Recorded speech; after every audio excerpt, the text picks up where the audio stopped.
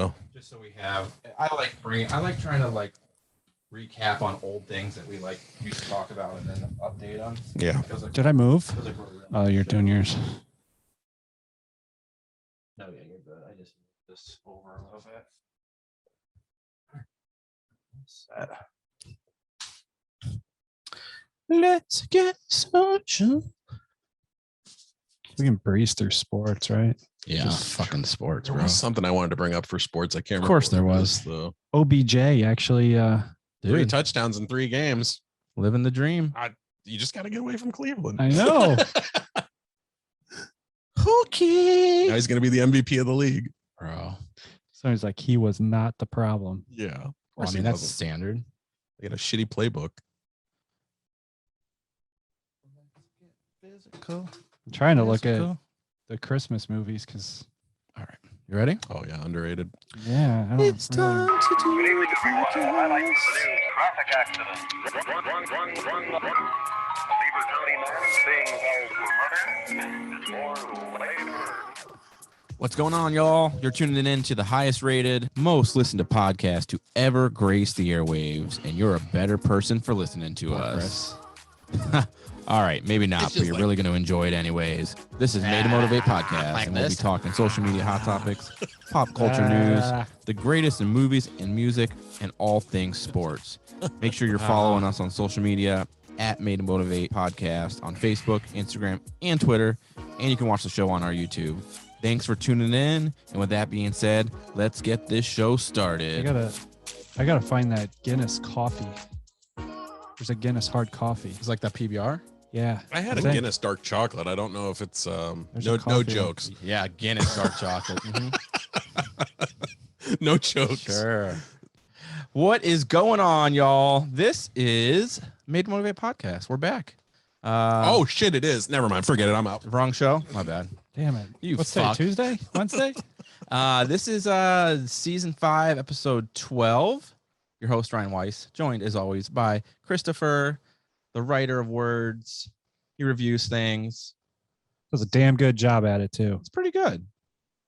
Wow. Kessinger, what's going on? Christopher, now short form reviewer, Kessinger. Whoa. Fuck. I wonder why.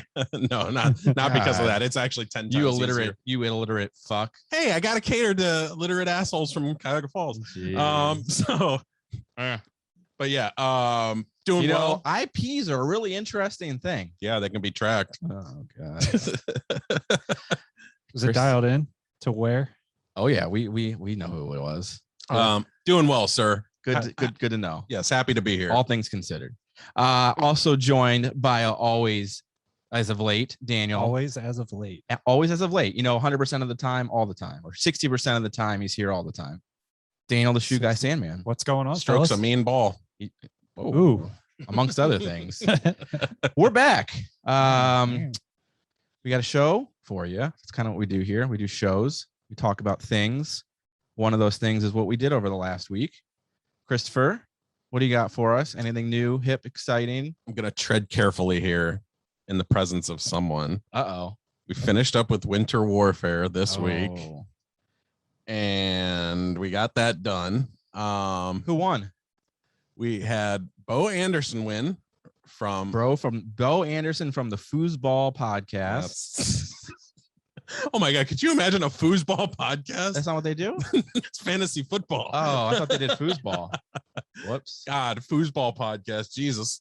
But yeah, he won it. We went out to Scene 75, which, if I could go on a tangent about that for a second, this place amazing, Yeah? immaculate. I mean, walking through the doors, I expected it was going to be another Dave and Buster's. Yeah. It was kind of like that, but more for like sports fans is what it seemed. Okay. The prizes were like jerseys. They had autographed helmets, like including a Ken Griffey one for 225,000 points. No big deal. Yeah. Spent a couple $100,000 to right. get those points. I was looking. So the night I went up there Saturday, I asked them, I said, in your opinion, how much money would I have to spend? If I was an average arcade player, how much would I have to spend to get 225,000 points? And she goes, you'd probably be in the neighborhood of like 600, $700. I said, fuck. Okay. But awesome place. Tons of games there. 2 pretty solid mini golf courses. I thought they were tougher than Alien Vacation. I think Dan will Wow. agree. Yeah, so that's done, and now it gives way to another tournament. We've got the billiards tournament coming up 3 weeks from today. It starts. Yeah, sticks and balls. Yep. So we got 17 for that, and we'll be at Fiddlesticks in Canton. So if you're there, come on out and say Is this hi. my third year? This is yeah. Third year? You're one of 7 who have been there for all 3. Wow. Because that's the first time that's like when I first kind of met you. Was the first season of the podcast? We'd right? known each other a month at that point. Okay, yeah. Yeah. So that's right. Because I found out about the fucking mini golf that I had not been invited to. Yeah. And then I got kind of a sympathy invite to the pool tournament instead. And no offense, you were a far better mini golf player than you are a pool player. Wow. I'm just saying. Which I mean, doesn't say much since I I'm haven't made it offended. through the first 2 rounds of either this year. I'm just saying. I mean, but you did make the second round the first year of the pool Yeah. tournament. So We'll see what happens this year. you got Ronnie though. I'm fucked. I'm fucked. I'm wearing that Steelers jersey. Oh, I'm wearing that you Steelers jersey. better show up in that thing. I swear I am. Oh my I'm god! showing up in it. And these games, like I'm trying to like get a was it like a tripod that I can Oh yeah. put them up, and I want to put them on a table that's right there by Yeah. the table itself, and I For your want to phone? put them live. Just remind me. I can let you borrow mine. Okay, cool. Yeah, I want to go I mean, he's Facebook got a Live. ton of Yeah, I'll let you borrow one. Okay, tripods. cool. That'd be cool. Other than that, though, that's pretty much it, man. Just tons of movies. Home stretch. I got 10 left for the year. Nice. Yep. Good deal. Daniel, Yeah. other than shit in the bed on the mini golf tournament. Hey, I still placed on the podium, You but did. You did. dude, that course was tough. I think it's because the carpet was so dark and it's a black light, like you couldn't see the hole. You couldn't really pick a point to aim. I'm gonna tell you what the Saturday group, like, they played fast. Like they were playing like they hit that card, like they knew what to expect from that Well, carpet. you know, Bo practiced a ton. Him and Ken were out there circle jerking each other at Alien Vacation. They were there so, at 4 o'clock. Yeah, you know, I'm not surprised. But like every player came in there and they were like, after they hit like the first hole, they were like, okay, now I know how to hit it. Like every time it was, they were either over hitting or, you know, perfectly hitting it. It was never under hitting. Yeah. Is Ken grooming Bo? Is that what's going on there? They're coming after you, they said, didn't they? Yeah. Do you know the Didn't Ken- details of that? I don't. like, I tried to ask you them and on that Jesse? interview. Yeah, they said next year, just wait for it. And I I was wasn't like, sure if they leaked the details to you during that or anything. on my mom's life, So- I know What the hell nothing. what the hell they got going on? I did want to redo my Bo impression though, Yeah, because yeah. after you posted the video, I realized how bad I got it. What does Bo sound like? So his laugh sounds more like.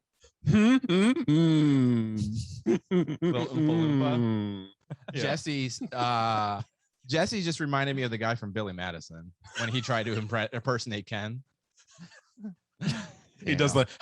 That's Sounds like Dom DeLuise. I do that. I breathe heavy when I laugh. When you're one of those.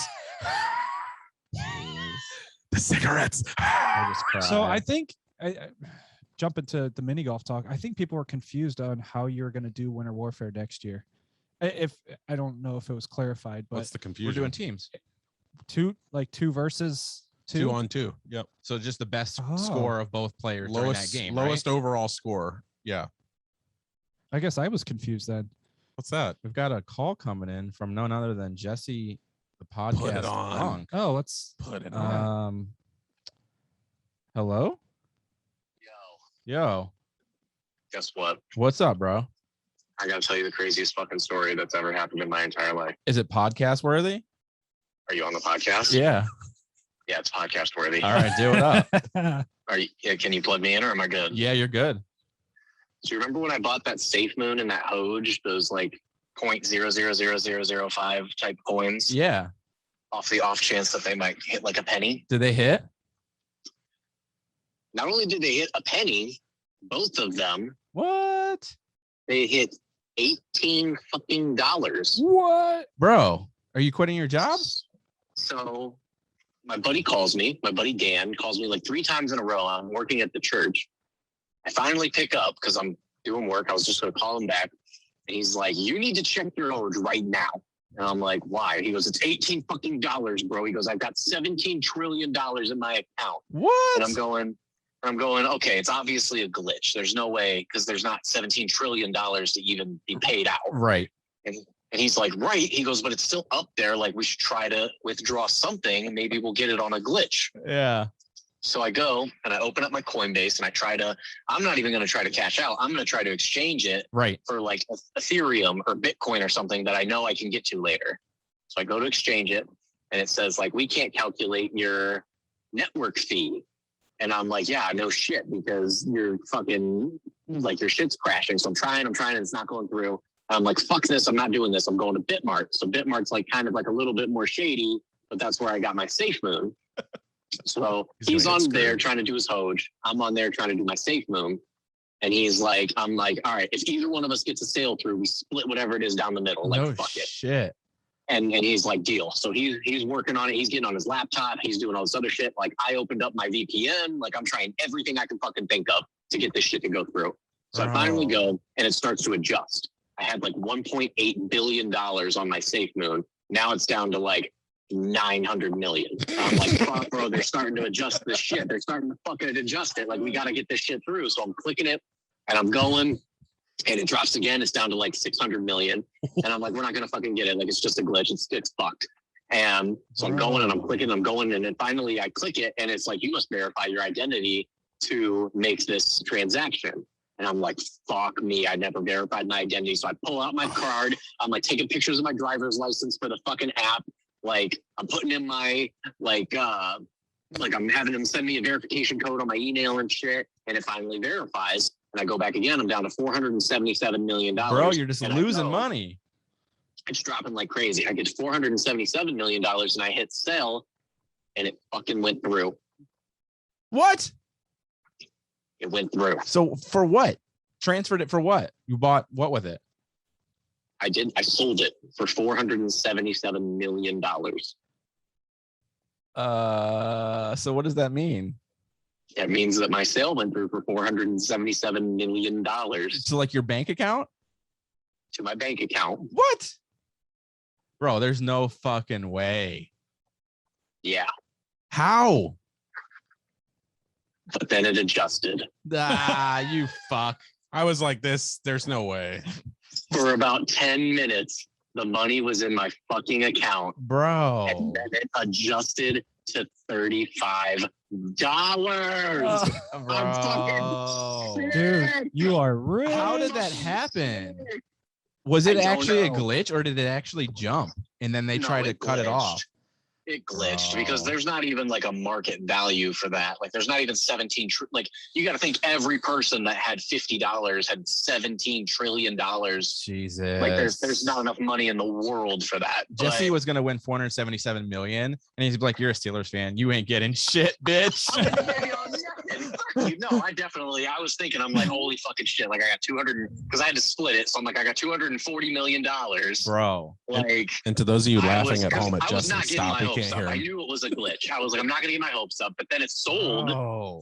And I'm looking at it and I'm like, it says I don't have any fucking Safe Moon. And like, I'm looking at it and it's like, at the top, it said I had $35, which I had already had in my account. Yeah. But then below that, it said my equity value was 477 million. And I'm like, I think it fucking happened. Bro, I started sweating. I'm like, this motherfucker just won $500 million. Bro, His ass wouldn't be on the phone with you right now. And to be fair, and I'm gonna keep a sliver of hope. I've got a 1%, a 0.001% hope. The last time I tried to sell anything on Bitmart, it took like an hour for it to go through. Yeah. So, bro, I might be calling back. If you actually won, and if it is, we're putting it on, baby. I don't gotta work no more. I don't gotta worry about nothing. Podcast full time. We're going on. Joe Rogan. Fuck Joe Rogan. Fuck Joe Rogan. It's, but bro, I don't think it worked. I would have shit the bed if I Dude, seen that. I literally was taking trash out at the church, dropped and left trash and recycle in this alleyway, sprinted inside because out in like Fairlawn, there's like a weird jammer or something. That's why it got taken back? You can't litter at the church? I didn't litter. It was in a bin. Altar boys are like, what about Jesus? He goes, fuck Jesus.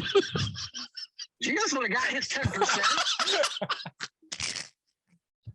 That offer plate's looking real heavy right now.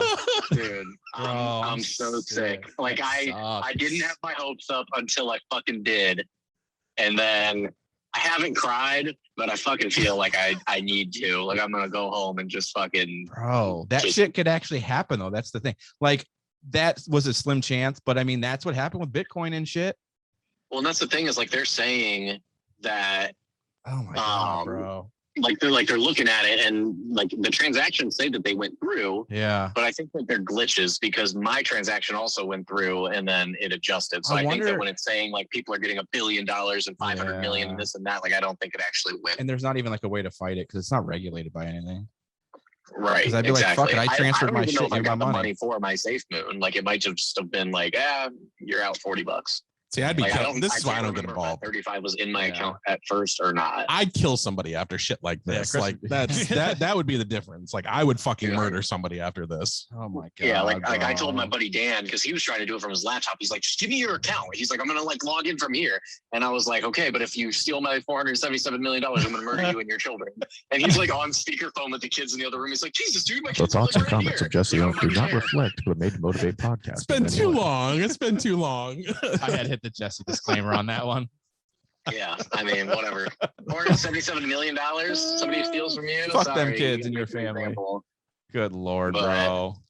Yeah, so I might call back and we might all just celebrate, but otherwise it's just a really, We're going really to sad We're going story. to get tacos, so you can buy us all dinner. That's cool. That's what you want. Do you want gold I was tacos? gonna like buy Chris a movie theater, but if you want tacos, Nice. Cute black. Chris woman. wants you to buy the last Blockbuster for him. Yeah. I will buy the last Blockbuster for you. I'll bring Blockbuster back. Okay. Oh, 477 million. Bro. One in every fucking state. you gotta do. Lord. He's got to do this trouble bubble first. Yeah, you gotta do the trouble bubble first. That is true. I will, and I'm not afraid of it. Are you guys doing that today? No, we gotta wait for you to be available. Okay. Yeah, Yeah, I'll find out. we I gotta told figure out a date. Steph. I told her that we wanted to do it and that there was a day, and she was just like, "Yeah, whatever. Pick a day. Let me know." Yeah, So, we'll figure out a date and then plan it. I've got a gift for you anyway. Yeah, Chris has got a gift for you anyways. He told me at mini golf, and I feel bad because I didn't buy any gifts. Like, I for anybody don't this want year. one. Sorry, you got a kid. That's true. I'm broke. For But now. You got a kid and I don't. That's my gift. there you go. But yeah, so I go on break after this week, so I'll be like more open to do like all kinds of shit. So maybe I'll come on during the break and I'll eat that bitch ass week gum and not even worry about it. You'll be the one of us, you and Dan. And if I don't jump off a bridge tonight, I mean, I don't know. We'll see. Jeez, let's not make that happen.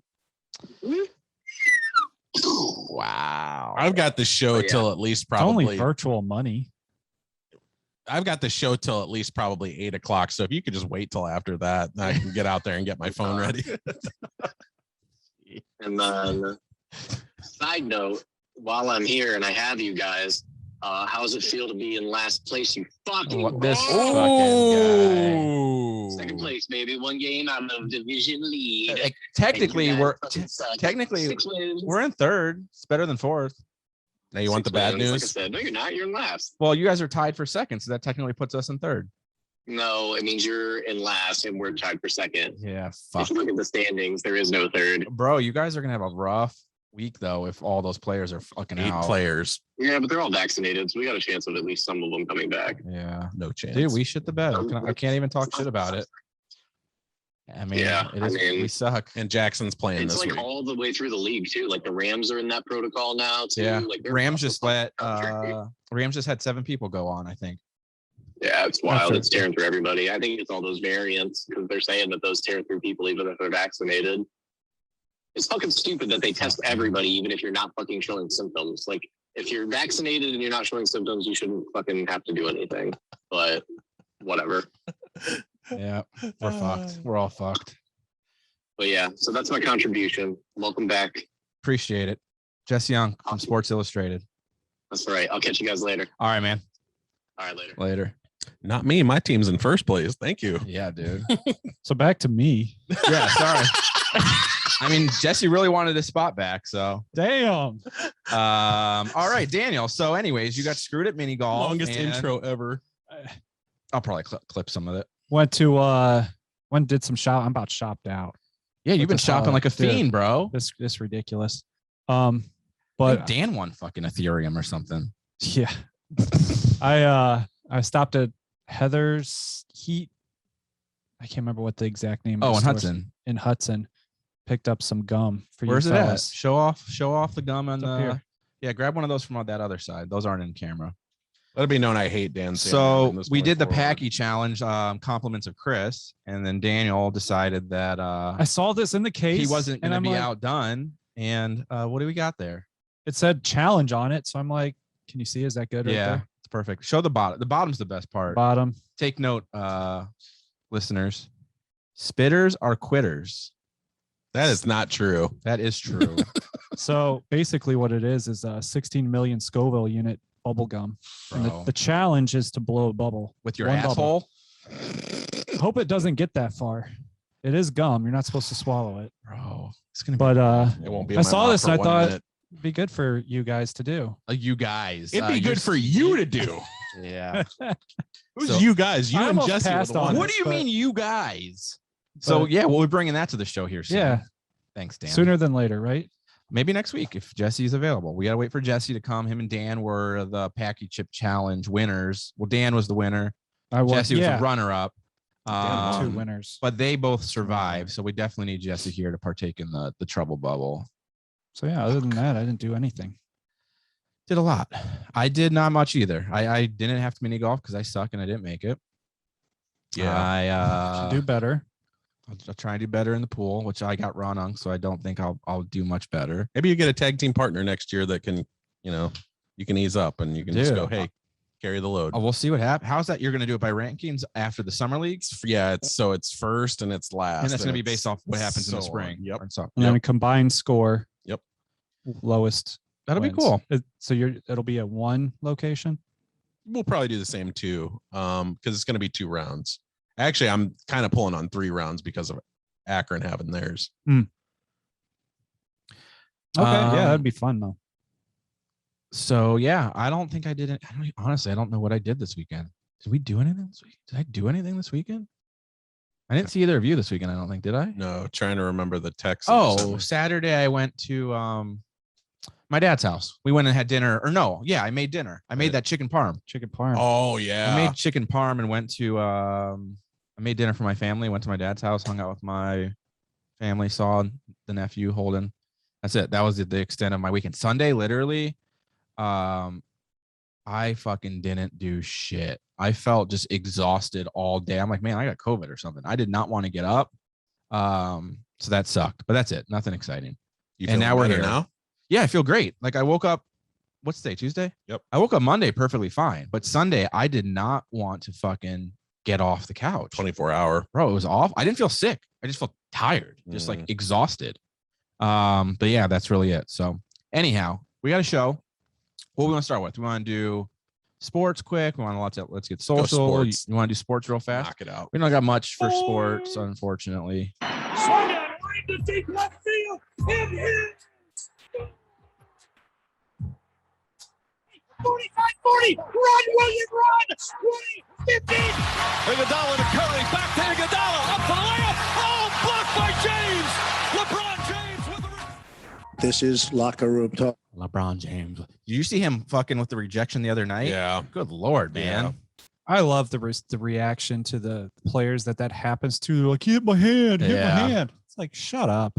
Bro, It's all ball. LeBron's the best at that. bro. I mean, just from fucking just monster. Mhm. It's wild. Yeah. But yeah, so NBA, Yeah. Chris like, whatever. Fuck No, that I mean guy. he is. He's as far as defense goes, he's agile and he's a big man.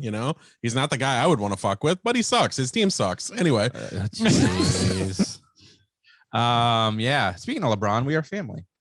This is my We Are Family shirt from volunteering for the LeBron James Foundation.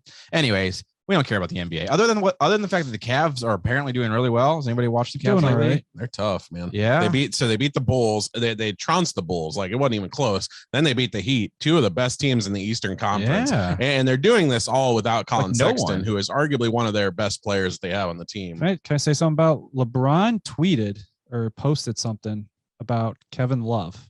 Is there a chance Kevin Love's going to the Lakers? I would love it. I would love it. Please. I would think no, but I love Kevin Love. what'd he post? I'm gonna And find I would it. love one of the Kevin on- Love jerseys in those dope LA like Newtown ones or whatever. They got those like teal ones or whatever. Oh, those are nice. Bro, those are dope. You know what I like too are the Black Mamba ones. Those Yeah, are those are sweet sick. too. Oh, bro, I would love a Lakers Love jersey. That would be sick. But anyways, so you guys know the drill. Football, that's what we talk about. That's our main thing. And it sucked this weekend, at least for me. Jesse and Chris, not so much. It was good for 3 quarters for me. Hey, you won. We didn't. Yeah. We should have won. We played the Vikings. The Steelers played the Vikings. Pretty much had all opportunity to win that game. Fourth quarter, last down, no time left on the clock.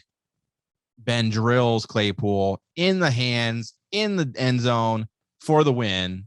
Fryermuth. And he It was Freiermuth. Was it Freiermuth? Yeah. Oh, I thought Yeah. it was Claypool. Yeah. And he fucking drops it. Claypool would have caught it. He's a Notre Dame I'm boy. like, motherfuck. So we lost to the Vikings. Our all hopes are over at this point. We suck.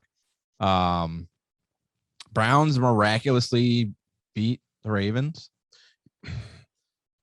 Miraculously is not the word I would have used, but like I'm Lamar Jackson Meaning goes you give out. them more credit than they should have. I'm not giving them enough credit or too much credit. I wasn't impressed. Yeah. I'm just saying that like Lamar Jackson went out. The game was 24-22 without Lamar Jackson. What do you think it would have been with him? I mean, yeah, if Lamar was in, they would have won. Yeah. The thing is that I think this is a downfall of the Browns' success continuous, is they get lax. They Yeah. either go into a game overconfident, thinking that there's no chance that they're going to lose to this team, and they fuck up, or like this game, Lamar goes out and the defense did shit and they fucking came back.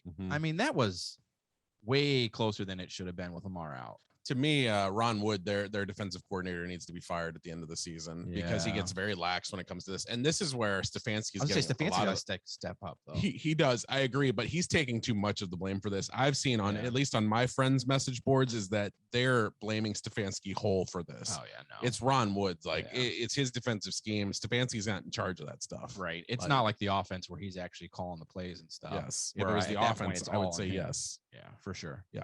So yeah, Browns won. They're tied now with Bengals. Dude, the AFC It's tight.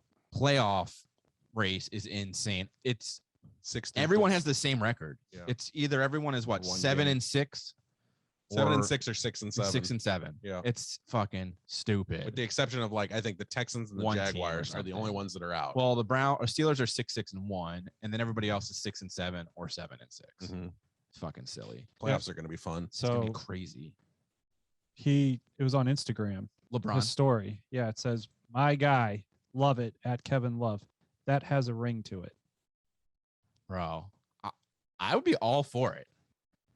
I'd be all for it. So Right, I bro. saw that. I'm like, wait a minute. Are him and LeBron boys? Yeah, they're friends. Yeah. But I can't see it. Yeah, I would love it. It would. I don't see how it would help them. I don't know. At this point, Bron just wants to play with his friend. Yeah. I really think that's all it is. Bron just Yeah. wants to have a good time playing basketball. That's why he's got Carmelo. That's why he's got Yeah, Russell. That's bring why, Love over there, AD. man. Yep, Dude, that would be so dope. yep. I'd be so pumped. I like them. I really like Love. It's the only jersey. I don't own any jerseys. You know what jersey I own? Kevin Love. Kevin It's the Love. only jersey I own. He's just, I don't know. I just like that guy. The Cavs got to figure it out sooner or later though with him because Yeah. it's almost like he's there and he contributes, but at the same time they're turning over a new leaf with a new era. So Yeah. do we get rid of him finally? He's not anything magical. I mean, it's not the same Kevin Love we had in the LeBron times. He's not powerful enough on his own, and the supporting cast there isn't sufficient yet. So yeah, I agree. But maybe that's a great opportunity for the Lakers. Let him get rid of him. I'd be okay with it. So Steelers, Browns, whatever. Cowboys. I know you said you were happy for part of it. You did get the win. I know you're the toughest Yeah. critic of a winning team ever, but Yep. that's okay. You hold them accountable. Yep. What happened? They blew it in they were blowing it in the fourth. Well, we were up at one point 24-0. Yeah. And then we were up 27-8. Going into the fourth quarter, it was 27-8. And I was like, okay, cool. If it ended here, I'd be fine with this. I'm great with this performance. 8 points is nothing. Our defense has played tremendous this whole game. They won this game for us. The offense doesn't look great, but the defense, yeah, I know I do weird things. But the defense, they carried the game for us.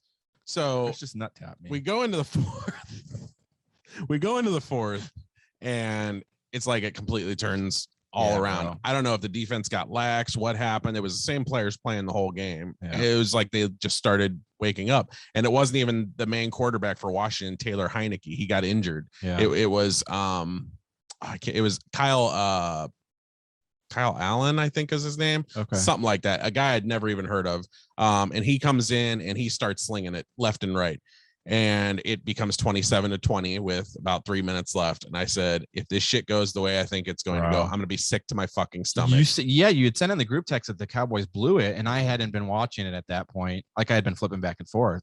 And then I went on. I'm like, there's still like 8 minutes left. There's fucking guy. But it's 27-20. I There's know, 3 minutes. So we have the ball, and they have all three of their timeouts. Plus, they have the timeout of the 2-minute warning. So it's like they have 4. Yeah. So I'm like, if we don't get a first down here, we're fucking screwed. Guess what happens? We don't get a fucking first down at all. They get the ball back with about 1.5 minutes left. And I said, let them drive down this fucking field. And I swear to God, I will send a letter to Jerry Jones myself saying, hand in your fucking resignation at the end of the week. And it didn't happen, thankfully. I mean, they are playing a third string quarterback. Finally, they woke up to that reality. But 27-20, it's, we need to be dominating games like that. Yeah. We're going to win our division, but we're only that going to good. be tough. Yeah, like when you come up against the Rams, who we're probably going to get in the first round, we are going to get knocked down. So you need to start playing to that potential. It's tough. That's one of the weird things about football, though, man. Like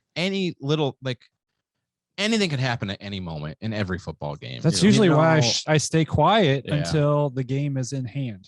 I didn't say shit this hand. weekend at all. I was quiet because nothing to say. Did you see there were 4 successful onside kicks this weekend? Yes. That is crazy. The Arizona one was beautiful. And they said that it was the first one that the Ravens had done since 1970.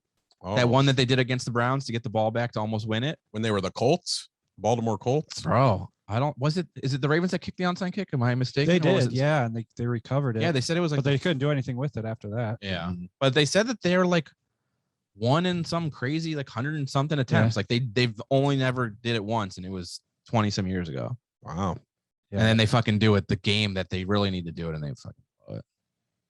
Stupid. Yeah, I mean, I was impressed with Huntley though. Their backup quarterback. Good, I thought, for a guy that's backup and hadn't played all season, one snap, I thought he came in, held his composure pretty well, and he was throwing the ball down the field. It was just that last possession, he just couldn't put it all together. Then he got sacked. Yeah. So. Is Lamar back, or do we know if he's okay? Lamar said he is going to play this week. He said it's causing him some agitation, but he said there's nothing that can keep me off that field on Sunday, except for it did this Sunday. Yeah. Well. and that's why I was saying I was waiting for him to come back because they hadn't ruled him out till the third quarter, and I was like, he comes back, this game is going to go a different way. Yeah, they've got Browns got Raiders this week. They play on Saturday. Yeah, this is the first of the Saturday games. Why is that a thing? Well, it's been a thing forever, but it's never been this early. But because the season is now longer, they've now stretched it out longer. That's so weird. Yeah, it's usually the last 3 weeks, 4 weeks. Yeah, I think it's 15, 16, and 17 usually. That's where we're at. You 15.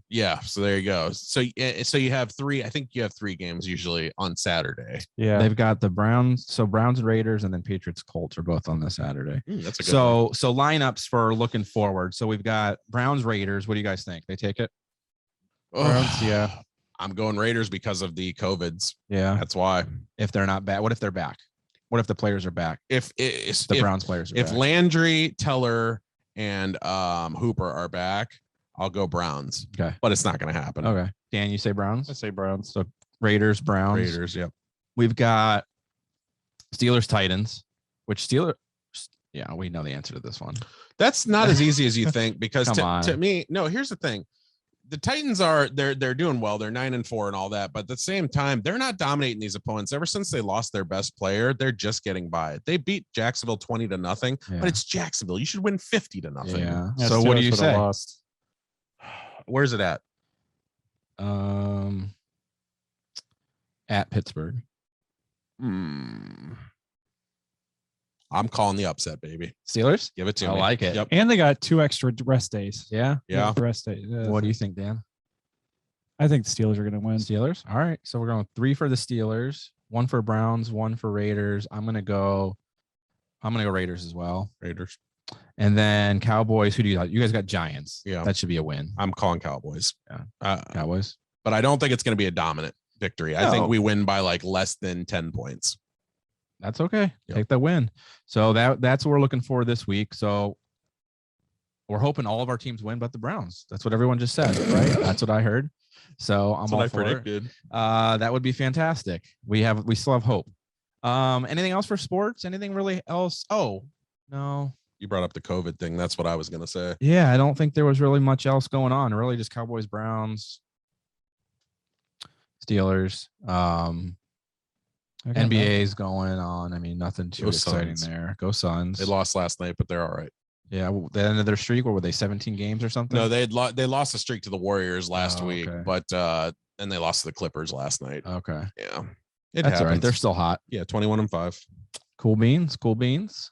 MLB still suspended. Yeah, Are they on strike? yeah, Are they? Officially. I knew it was going to happen, but I didn't know it actually happened. yep, officially. Oh wow. So it's the Lockout. beginning stages of it. They said there's a lot of optimism that they can get something done by April, but they said spring ball is probably a no-go. What's the strike over? I haven't been following. I just knew it was coming, but do we know what it's about? As it always is, money, because Yeah. there's no limit in baseball like there is in football, and there's no salary cap. So who's striking then? it's players? the players union. Yeah. Yep. They're striking because there's They no limit. want They can pay whatever the more. fuck they want. They want more because They want there's no more. fucking limit.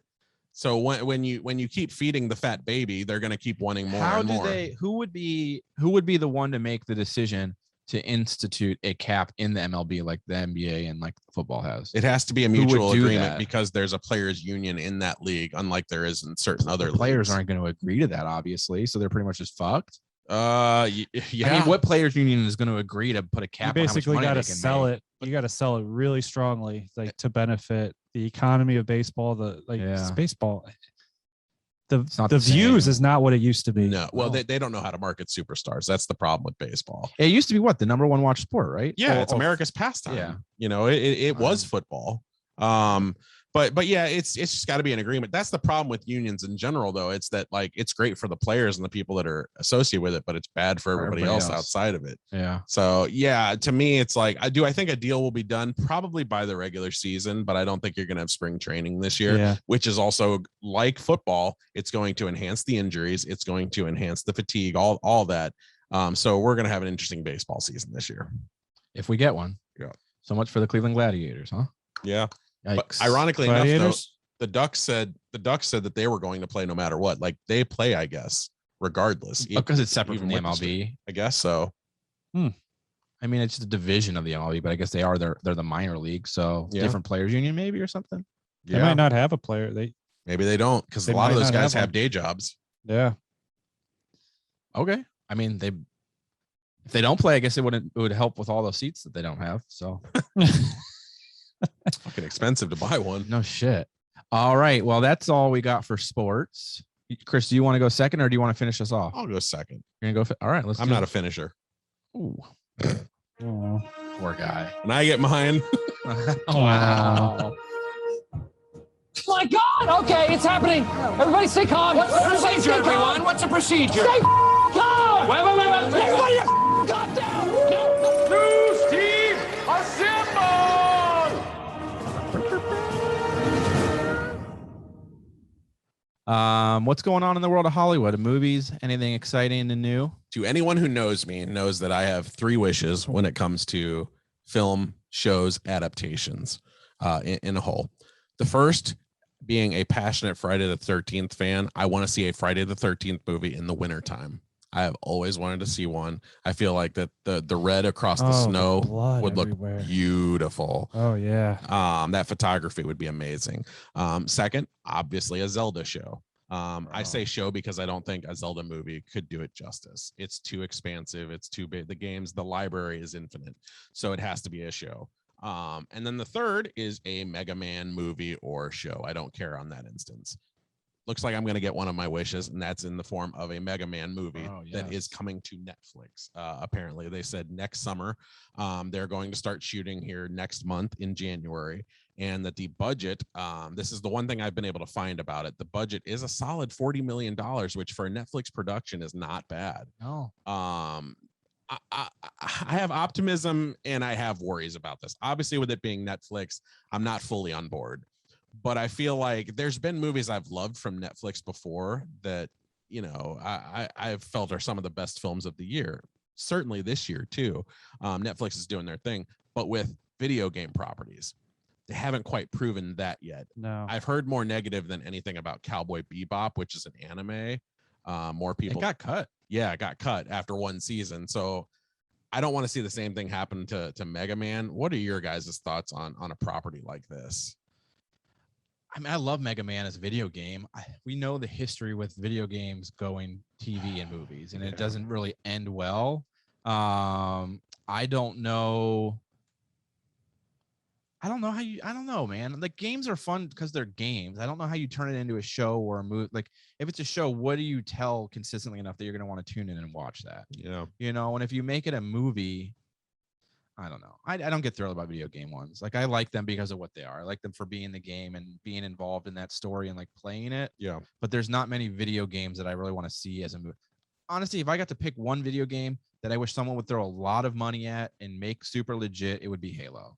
I don't know why no one has taken on that property. It's got a huge backing. Yeah. Paramount Plus has a show, And it's going to be awful.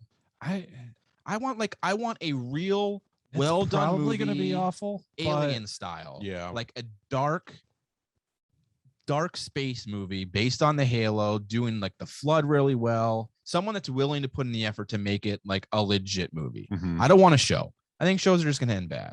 So as far as Mega Man, I'm not pumped. I love the game. I think it'd be awesome if they do it right. Yeah. Netflix has done a pretty okay job. But I don't know ultimately. Dan or Chris? Yeah, Dan? I'm anxious to see how they develop the story. Like, we know the Mega Man storyline. I think that's what was hard for video games is you're limited on your villain. Mm-hmm. You know, This one has no shortage of them. no, Mega but, Man has a million. Like, Right. there's 9 every game. So going, like, I don't know, show is it going to be a show or a movie? It's a movie. It's gonna be a Yeah, movie? they said a movie. Like the Sonic, they're making a Sonic 2 movie. So if you've got the right, Good for this guy, bad for me though. Yeah. like that's why I said, like, if you've got the right director and delivering the Yeah. quality, 40 million's a big budget for a Netflix movie. it is. I think it should do well. There's going to be a lot of green screen, I'm sure. Mm-hmm. Yeah, to me, I guess I kind of compare it to, like, if anybody remembers the Speed Racer live action movie. To me, I would like to see a movie kind of like that as far as visuals go. That flair of anime behind it, but of course it's live action. It's already been confirmed as that. So I want to see like the flavor of an animation product lifted literally from the pages and translated on the textures of Yeah. the live action properties. Kind of like, what was it, Alita? Yeah, Like that's Battle that Angel style. yeah. I think would be awesome. That's a solid comparison. Yeah, I don't know. We'll see what happens, man, because to me, like, unlike Zelda, like, Zelda's one that I feel has to be a show. If they came out with a movie tomorrow, I don't give a fuck if Martin Scorsese is attached to it. I would say I don't buy it, dude. I don't Try buy to it. cram too much It's into too much. Yeah, it's the same thing they did with Dark Tower to me. Like, Dark Tower is a Bible for Stephen King fanatics like myself, and all we wanted was one solid movie, and we got that fucking piece of shit film in 2015 starring Matthew McConaughey, which was god awful. The only time I've punched a wall while leaving the movie theater. So to me, like, I don't know, we'll see what happens. Like, I do share your optimism with Netflix. The budget's certainly there. If they keep the integrity of it, you know, the fun atmosphere of it, I'm not expecting a Golden Globes or an Oscar nominated picture. I just want something that's fun and translates well from the movies I grew up with. anything from the cast. been Nothing announced yet. No, it's been green screen or green lit now. So You know who it might be? don't say it, dude. I will kill you. Don't say it. If it's fucking Chris Pratt, I'm gonna jump off a building tomorrow. You got my promise. Transitioning. He's fantastic. I mean, I don't know why you're so upset with someone that's so good at He what already they knows do. how to fly. And everything. He's going to be in the Aunt Jemima adaptation. Jeez. Moving on. Speaking of Golden Globes, nominations got revealed yesterday. The Golden Globes are the second biggest award show in movies. I know you mostly don't care about award ceremonies, but it's cool for movie fanatics. And in the lead, as far as movies go, two big nominations. One was a surprise, one not so much. Belfast is the leader with 7 nominations, and Power of the Dog earned 6. Now, we just talked about Netflix a minute ago. The Power of the Dog was released to Netflix. It's a Western movie, got released 2 weeks ago. And this is interesting for them because, you know, Netflix is finally getting that credibility and that respect that they have fought so hard for so long. And they're up there with Belfast, which is the awards darling this year. I kind of knew that was going to be that way when I saw it. It's a black and white picture based in Ireland, you know, a coming of age story from a boy's perspective. That is an Oscars darling. So those are the two films that are in the lead. You've got, you know, obviously a lot of other nominations. Ted Lasso is the big one for television, as it nabbed 6 itself. But looking at the movie, Still got to see that show. I haven't watched it. Ted Lasso's fun, man, and I haven't finished Seen it either. I recommended it for Jesse. I said Jesse would love the hell out of this show, and yeah, I'm like halfway through it. It's a lot of fun, and it's got a lot of heart to it too for a sports show. But looking at some of the nominations, it's pretty conventional. I can't say there's anything on here that I'm honestly pretty upset about. It was nice to see Dune get a nomination for Best Motion Picture for a drama. King Richard also shared a nomination in that category. You know, Coda was kind of swept under the rug when it came to released on Amazon Prime, but it's getting its respect too, which I'm psyched about. And yeah, I mean, the Golden Globes look solid this year. I don't think there's a lot of variation that you're going to see. And I think that those same nominees are going to carry over to the Oscars, and we will see what happens. Any comments? No. I know my thoughts No, on it. yeah. I haven't been able to get into any kind of award show since like throwback MTV Music Video Same. Awards or like the MTV Movie Awards, not Music Video Awards. Like I don't know. Your boy Leo's nominated. I try and watch them, and I did watch it. I think maybe 2 seasons of this show ago. Like I gave it a chance because you and Jesse were like really talking about it. Yeah, and it was okay, but I don't know. I get bored most of the time.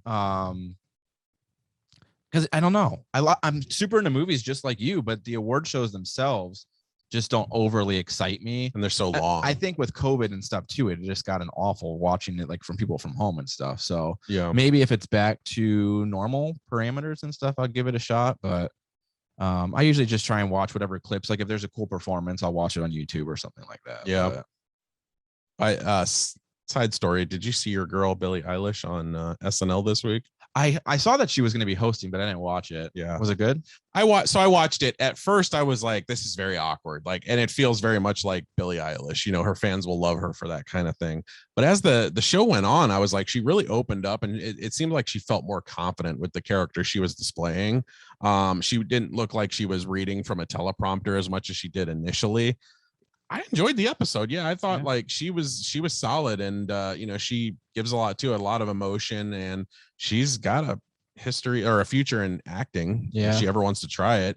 But she herself even said, she goes, I'm no actor. That was the start of the show. Yeah. So I think she's got a very significant career ahead of her for sure. And whatever she does. I mean, she's fantastic, obviously, as a musician, and then she started these different business enterprises that she's been expanding on, and she's young. I mean, she's like 19, 20, I think. Yeah, because she said 20 on the show. Okay. So, I mean, she's doing a lot of the right things early on. You know, she's expanding outside of just music early on, where she doesn't have to rely solely on that. Yeah.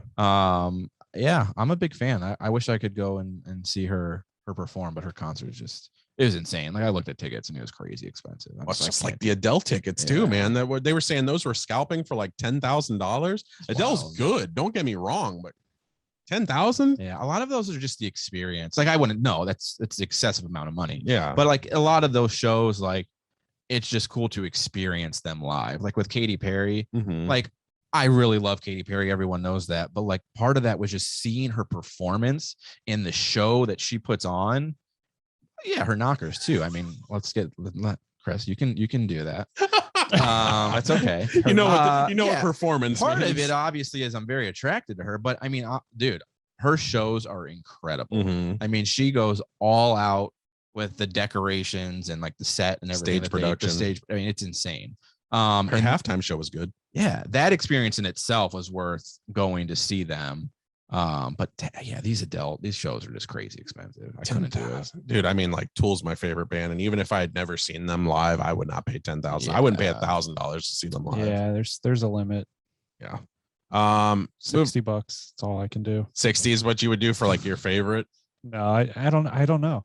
I've been to a handful of concerts, not a ton, but I don't know. I don't know what my max ticket price would be. I've spent 500. Yeah, I think that's like more 350 or so per ticket. I think probably 250 is like the most I probably would spend. You don't seem like big music type though. I'm like not. you like. I mean, music, I but like music, but yeah. Ask me to name a song by an Yeah. artist, like name an artist that sings this song. I'm terrible at that. Yeah. You got a good point, because I think the only time I've ever heard him talk about music is like when it's rappers or something. I know he likes a couple rappers. I don't think I've ever heard anything else from him. And usually that's like shoe related. Right. Yeah, pretty much. If someone shoe related was putting on a concert, Dan would pay a lot to go see them. I still wouldn't pay a lot. No? No. You wouldn't catch me dead at. Christopher, don't say it. Don't say it. Moving on, gladly. I wanted to bring up this question. I don't know if my co-hosts pulled anything, but they can chime in if they want. I posted a list, 12 underrated Christmas movies that you don't typically hear in the conversation of the best Christmas movies of all time. Real quick, what's your favorite Christmas movie? Man, that's such a hard, like every year we talk about it, and it's the topic of Facebook and everything every year around this time. And it's like, I don't know how you determine. That's like saying, Chris, what's your favorite movie? I mean, is it Shawshank Redemption? I mean, it's hard to think about like when you break down all the aspects of different movies, like what is your number one favorite? Yeah. Christmas, that is so hard for me, man. There's so many good movies out there. I figured I knew what it was for you. My thing is like, it's weird because I have like movies that I would say are my favorite, but then there's movies that I watch way more that like you can just watch over and over and over again and they're enjoyable. Like I watched The Santa Claus a ton. I watched Jingle All the Way a ton. Home Alone a ton. Would I say that those are my favorite? I don't think so. Probably if I had to pick one, I'm going to say National Lampoons. I would say that argument does go into your favorite though, because I mean, you're rewatching them obviously for a reason. It's because you like them. I know, but it's weird because like, let's say music, for instance, because that's more like close to chest for me than like movies are for you. I say Radiohead and Brand New are my two favorite bands. I relate to them just on lots of levels. There's a lot of personal connection and stuff to them, but they aren't the two bands that I listen to the most. Oh, so that's weird. But like their music, their catalog, when I do listen to them, the way that it makes me feel and things I remember, those I consider my two favorite bands. But I listen to probably Newfound Glory the most. Now they're up there. They're top 5 for me, but I wouldn't say they're my favorite band. That's strange. So like with movies and stuff, it's hard. There's movies I'll watch all the time, but I wouldn't consider it my favorite movie. So, but I would say National Lampoons if I had to pick one. That's what I'm saying. I called it. That was the one I was thinking. Yeah, for you. Dan. I would probably like National Lampoons is like the go-to that I like to watch every year. But I probably find myself watching like Home Alone multiple times. Mine, the first one. Yeah. Home Alone's up there. Yeah, I just watched. So I'd probably put Home Alone. Home Alone's easily my favorite. I just watched the second one the other night. The first one I save for Christmas Eve always. That's kind of like my tradition, whether it's on the big screen or at home. But yeah, Home Alone is. I just watched Home Alone last night. Did you? Yeah. So good, man. I don't care how old I get. Like I remember seeing that when I was a kid in theaters, and I like it just as much now, if not more. But anyway, I wanted to talk about 12 underrated movies that you typically don't hear in the argument a lot. The first one I wanted to start off with is, and we can all go around, talk about it a little bit. Just Friends, starring Ryan Reynolds and Amy Smart, came out in 2005, kind of a slapstick comedy based on obviously a friendship that blossoms into romance, or at least the way Ryan Reynolds' character wants it to. The movie's funny, it's lighthearted, a lot of sentimentality behind it, and it's got Christmas decorations all over the landscape of this movie. There's no mistaking that it's a Christmas film. You said you just watched that, right? Just Friends. Didn't you just say you just watched it the other day online or something? No, I thought you shared it. I don't love that one. I watch it about once a year though. Yeah. I don't love it. I remember it was one of our listeners will chime in about this too. We had the opportunity to go see, I believe it was a movie called Derailed, and Jennifer Aniston thriller, or we got passes to go see Just Friends 2 weeks before it hit theaters. I begged him, let's go see Just Friends, because I was a big Ryan Reynolds fan at the time. We went and saw that. I don't regret it. I've seen Derailed. It is a piece of shit. We chose the right movie. But yeah, I think Just Friends, I've certainly heard more positive than negative from people. What do you think, Dan? Have you ever seen it? I've seen it. Yeah. Not bad. I mean, it's not a movie I would think of for Christmas though. Like when I agree. I just, when you say Just Friends is a Christmas movie, it wouldn't have triggered that. Really? Well, why isn't it though? I don't know. I just don't. I agree though. I don't think it made that impact on me. I mean, it's literally everywhere. Like if Die Hard's a Christmas movie, this is a Christmas I'm not movie. saying it's not, but I agree with Dan. I just, when I hear that name, I don't think Christmas. Like you think, but that's why this is underrated. Though. No, exactly. I agree. I agree with you. Like, I'm not saying it's not. Just like a lot of people say Die Hard isn't. I agree Die Hard is, but when you hear Die Hard, you kind of think Christmas because it's always in a sense of argument. I don't feel like, I don't know. I think you should put that online and see what people think. I think underrated is, you're on point. I think it is underrated as a Christmas film, but I just, because I didn't think of it as a Christmas film. So none of these I'm saying are the best. I'm just saying they're the ones that I would recommend, like that you don't hear in the argument typically. The second one is called The Night Before. Stars Joseph Gordon-Levitt, our boy Seth Rogen, and Anthony Mackie as a trio of best friends who go to the bar of their tradition for Christmas Eve every year. This movie is a friendship film, first and foremost, but a close second, it's a Christmas film. And it obviously, as I said, takes place on Christmas Eve. And it's honestly one of the most underrated performances from all three of these actors. They don't get enough respect for this movie in the progression of their filmographies. Yeah. Did you guys ever see this one? I know you're a big. I don't think I have. I've never even heard of that one, honestly. Really? The Night Before? Wow, that's interesting. Yeah, you should definitely check it out. I have it. I'll let you borrow it. This is one I did watch the other night. You're making a perfect argument for them being underrated, though. Yeah. I mean, like I didn't even know it was a movie, so clearly there's opportunity there, and I've never even heard of it. Yeah, so. and there's a lot of cameos, obviously from comedians. Michael Shannon, who's Zod in Man of Steel. Yeah, he plays this drug dealer who basically it's kind of their guardian angel throughout the whole movie, because the whole film is like a play on was a Christmas Carol, pretty much. Yeah. And Tracy Morgan does like the narration, and he rhymes everything that he talks about, overhead. No matter how stupid or clumsy it feels, it's got a sweet tooth with me, and I love friendship films. That's why Stand By Me is one of my favorite movies of all time, and I would put The Night Before right up there in that category. Like it's definitely one of the top 20 best friendship movies of all time. Has a lot of meaning to it, and the merits of friendship that I feel go hand in hand with Christmas very well. The next movie is called The Ice Harvest, starring John Cusack. This movie also came out in 2005. I guarantee you nobody heard about this one. Nope, I have no clue what this is, bro. John Cusack, Billy Bob Thornton, they rob their mob boss on Christmas Eve, and they try to escape Wichita, Kansas. It's a shithole town.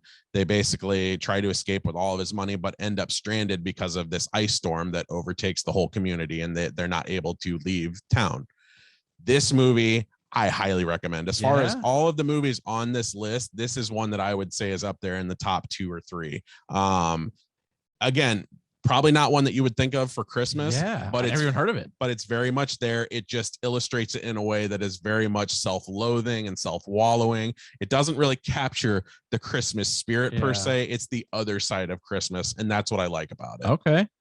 Definitely recommended. Another comedy starring Dennis Leary is called The Ref. Oh, I love The Ref. Oh my Ref's God. Good. I wouldn't think of that as a Christmas movie though. But I like it. Christmas Eve. I know. It takes place on Christmas Eve. Dennis Leary stars as a burglar who overtakes a household with Catherine Winnick and, ironically enough, Kevin Spacey. So he overtakes them, kidnaps them. They're kind of in a broken marriage, like days from divorce, literally. And he's kind of the guy that brings them back together and shows them the meaning of family on Christmas Eve. It's not sappy or sentimental by any stretch of the imagination. And Dennis Leary is always one of those presences that should have been bigger in Hollywood. It is weird though. He kind of didn't, like he had his moment, but it didn't last. No, I mean, you saw him in like the Spider-Man series with the Andrew Garfield version, Yeah. but you know, he played Mary Jane's dad. But Nothing huge though. or Gwen Stacy's, I'm sorry. Yeah. But yeah, The Ref is highly recommended. Lots of laughs there, and it's a crude comedy, rated R. So put the kids to bed. The Family Man, starring Nicolas Cage, which I find is one. I of was the wondering if that was going to be on your list. Totally, You son of a bitch. Totally on my list. That was the only one that I had for your list. Why is this movie So good? not on more best Christmas movie lists, Bro. to me? It's so good. Have you Yes. seen it, Dan? Long time. You used to watch that movie 2000? like every day. 2000. Yeah. Good call. 2000? Yeah, it was That 2000. was a long time So ago. good. Yeah, so obviously, like, you know, we talked about the meaning, the sentimentality, and all that. This is one of those movies that like feels like there's a lot of stakes to it, even though it's all based on a dream or an alternate reality. Yep. It still feels like there's a lot of stakes hanging in the balance, and I felt like that was very well done by the director in constructing this story. It's what I feel is one of Nicolas Cage's last serious roles. You know, after that, he kind of went on a history of so bad it's good kind of films. You know, The Wicker Man started that, and you know, other films have followed in that tradition. But The Family Man, it's sweet, man, and you know, it's got a great supporting cast: Jeremy Piven, Téa Leoni, Don Cheadle, even as kind of his guardian angel. Everything here lines up perfectly, and for a 2-hour movie, zips by seamlessly. Damn, you son of a bitch. Was that going to be on your That list? was the only one I had. Literally Oh, okay. the only movie I had. And I was going to bring it up, and then I was like, I'll let him finish. Well, do you have anything to add to it? No, it's a fantastic movie. Yeah. If you haven't seen it, highly recommend a long it. time. You can watch. I mean, literally, I used to watch it several times a week. Like I Yeah. just watch it. It was one of those movies that were you go like for me, I'll go into phases where I'll just watch the same movie over and over again. The Like Mask, I'm doing right now. yeah, and you'll watch it like every night. Yeah. That was that movie for a while, probably 2006, 2007, which was several years after it came out. Yeah. But I don't know why I just got into this period where I watched it every single day. That's strange. It's such a good movie. And anytime I see it, like if I'm doing the scroll through like a social media streaming, and if it's there, I'll play it. I'll stop going and play it. For sure. Transitioning to horror a little bit. The next few installments are of the horror variety for anybody who has carnage candy in their teeth. Jack Frost, story about a killer snowman. Yeah. So if you remember one thing about Jack Frost, you remember that scene in the shower where he literally rapes Shannon Elizabeth. Yeah. And it's the first time we not only saw Shannon Elizabeth nude, but it is also the only time in history you've ever seen a killer snowman in your life. Yeah. Murder somebody with a carrot nose. You can use your imagination to understand how that goes. Jack Frost isn't a great film by any stretch of the imagination, just like the next one that I'm going to get into isn't, but it does carry that Christmas establishment behind it. And I feel like if you're looking for horror, there's only so many in this category that I would recommend in the concept of Christmas. And Jack Frost is one of them. It certainly beats the Michael Keaton movie, in my opinion. And, you know, it's one of the few duds from Michael Keaton. Let's be honest. And yeah, I sometimes I'll occasionally sit down and watch it. And I definitely recommend it for anyone who hasn't seen it. The next one is Krampus, came out a few years ago. Krampus tells the story of the evil. I don't know what he is. Is he like a gremlin or? I don't fucking know, bro. Yeah. I didn't watch like it, but I haven't know. watched it either. I can't remember what he is though. He's like an evil. He looks like a fucking elf. Like just a demented elf kind of like I don't know. I don't know what he technically is supposed to be. It's a mythological figure, but I can't put my foot on it. They have a name for him. Anyway, Krampus comes to town and, you know, he ruins the Christmas for all the bad little boys and girls. This is very much a horror movie, and it is a rated R1 from the same man who did my next movie coming up after this. And it's a nice return to form for him. There's a lot of practical effects in it that are done very well. I'd say they carry the movie to a certain degree because the story itself's a little lacking, but give it a shot. It's got some solid jump scares that are very well timed. I'm usually not a big fan of jump scares, but in this instance, I feel like they work with the weight and the depiction of Krampus itself. A very heavy creature that you can hear on the creaking floorboards. Perfect sound design too. Next movie, Gremlins. Yes, that's what I was gonna bring up. There were you. Okay, so I was born in 1985, and Gremlins came out in 1984. I always said though that if I was a teenager during the 80s, that Phoebe Cates would be my Haley Steinfeld of that particular day. So watching this movie, you expect one thing. You see this cute, cuddly creature, to start, Gizmo, who I named my cat after, ironically enough. And, you think this movie is going to go one way. It goes a completely other way. Yeah. This movie, for a PG movie, this is as dark and depressing as you can get. So good. Rides that line to R. I loved it as a kid watching it. Mm-hmm. And it scared the hell out of me. Yeah, it's got some pretty scary scenes.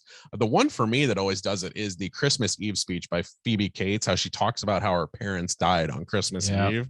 And I'm like, Jesus, man, this is a Christmas movie. Like, have some fucking spirit. But I liked her, man. Oh, she's from Ridgemont High or whatever. Times. Fast Oh, Times, yeah, that was her infamous role there. Yeah, It's I think Gremlins is a movie that legitimately holds up. I'm not so much for the sequel, but I feel like the first one had the right distinct flavor. The second one's kind of a spoof on the first movie that the director did as a studio obligation. But definitely check out Gremlins. Has the Christmas spirit everywhere. The visuals is always luminescent with the lighting, the greens and the reds of Christmas lights. It's got a lot of flavor from a small town perspective, and I dig it. If you're seeking new movies, though, I recommend heading to HBO and checking out 8-Bit Christmas. Just watched that the other night. Did you? What'd you think? It wasn't what I expected, but I liked it. I did doze off a couple times. I was just exhausted, but okay, so this is gonna be a hard sell. No, I like it was in the middle of the day too. I liked it though. Yeah. And I will rewatch it again. That ending. Yeah. Oof. Yeah. It's a hitter for sure. Ryan, you haven't checked this one out yet, have you? I haven't. I remember you saying that it was worth checking out. I just haven't had a time. I've been hooked on Money Heist. Yeah. So stuck in the Money Heist script. It is on my list though. I do want to just based on what you had said about it, I definitely want to check it out.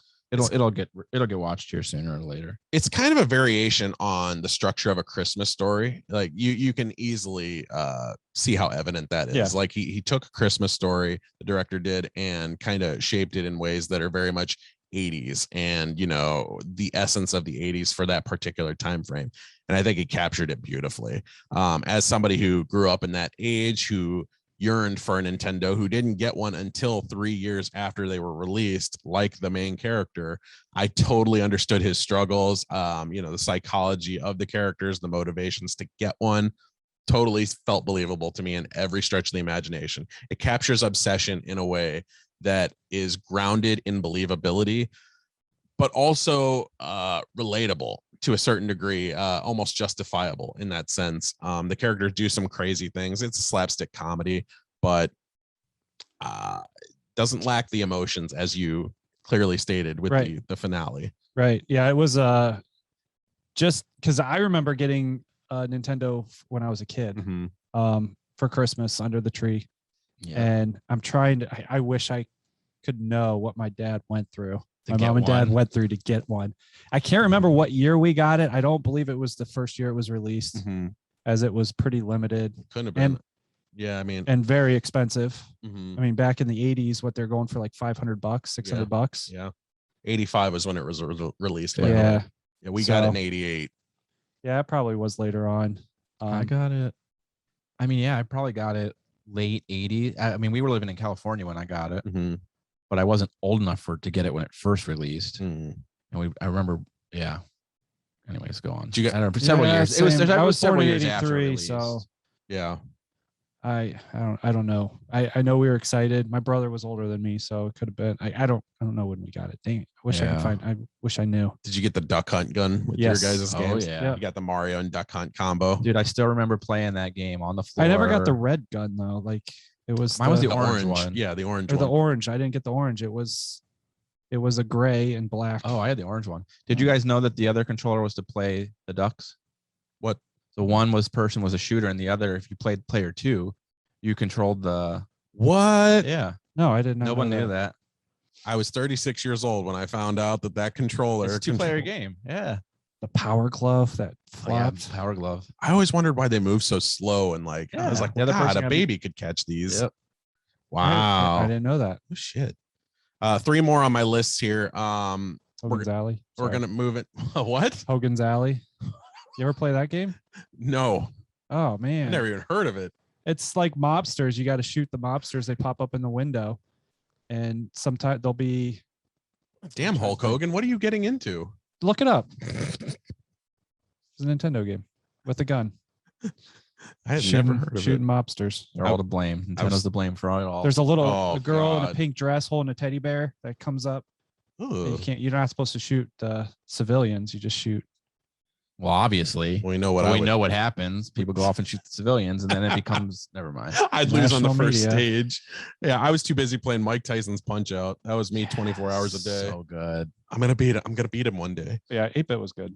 Harold and Kumar 3D. The best 3D movie that I have ever seen in my life. And people clearly Better than Jackass? yes. Wow. Yeah, and Jackass has great 3D. My Bloody Valentine, great 3D.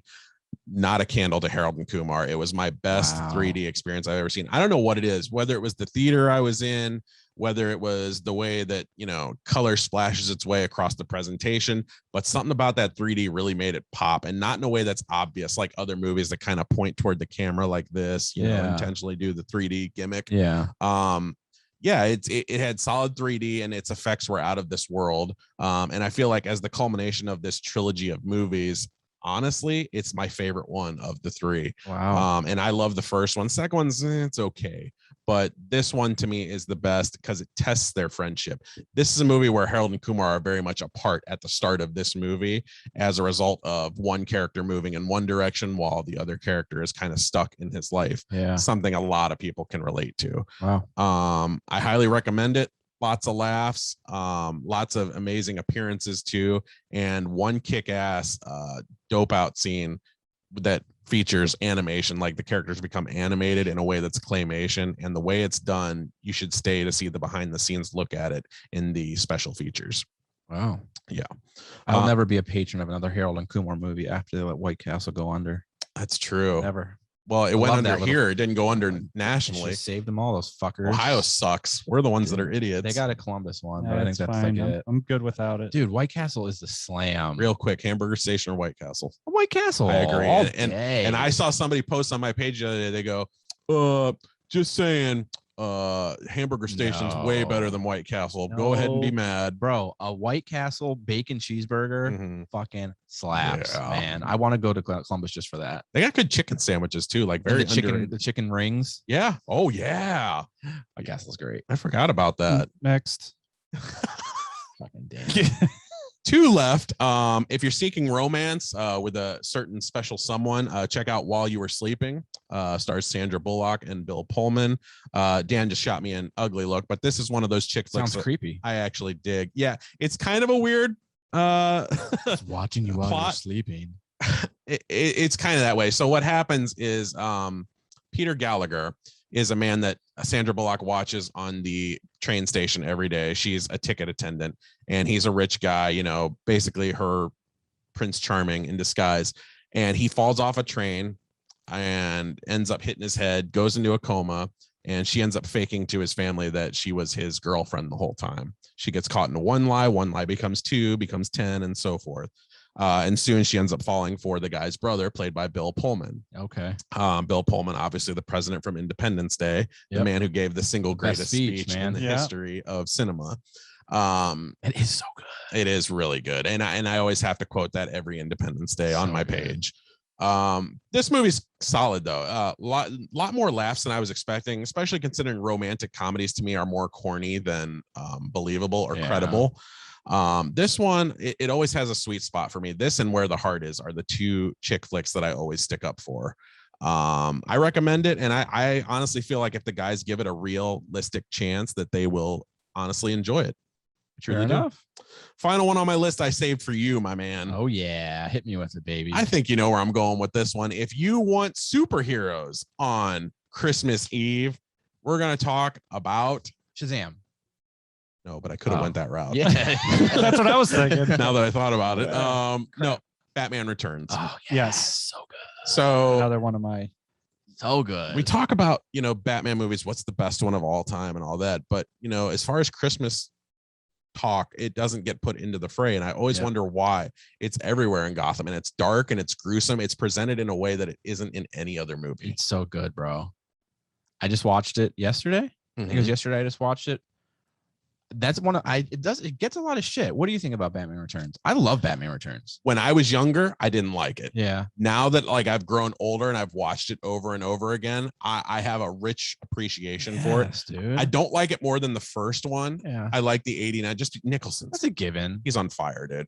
But I appreciate it a lot more in this movie. I feel like they toe the line. Sometimes they want to go eccentric with it. Like they really want to go overboard with these characters and these concepts and everything. And I wish they had. Yeah. Like they're almost restrained in that regard. Christopher Walken is in the movie. So good, bro. Plays Max Schreff. And I mean, what a dirtbag. Yeah. Yeah, absolutely love that one. And it's absolutely a Christmas movie. Was that your last one? Yeah. Okay, so how about Jurassic World? Does it make the list? The opening scene of that, they're singing Have Yourself a Merry Little Christmas. That's true. And they're leaving for Christmas, and the airport's got Christmas trees. Is it a Christmas movie? I think it is. Yeah. Yeah, I think it is. Now, question, does it stay that way throughout the movie, or is it just that first? I can't remember. They visit Jurassic World at Christmas. So like they leave like I think a couple days before Christmas, and they celebrate Christmas on the island. On the island. It's a Christmas movie. Yeah. I mean, how can you say Die Hard is a Christmas movie and that's not? Yeah. Yeah. I like it. I think it's a good pick. You know, I'm not crazy about those movies, but like I think it is a Christmas movie for sure. Dig it. And that's my number one underrated one then. Is it? Cool. I fucking love those movies, and I can't wait for the new one. Edward Scissorhand. Yeah. Oh my God. Yeah. That's one for sure. Why isn't that brought up more? Like that. I don't know. That one Because it's I think there's Christmas movies. We talked about this on either on the show or in the group chat or something. There's Christmas movies and there's movies that take place at Christmas.